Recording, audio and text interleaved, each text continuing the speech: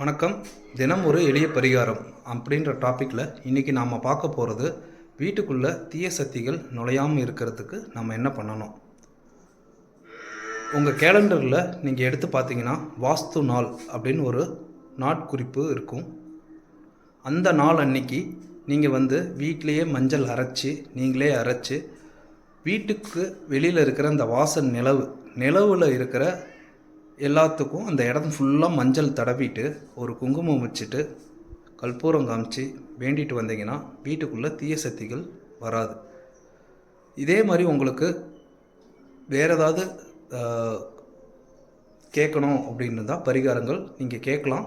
கீழே டிஸ்கிரிப்ஷன்லேயும் நீங்கள் நம்பர் இருக்குது, கூப்பிட்டு கூட நீங்கள் பேசலாம்.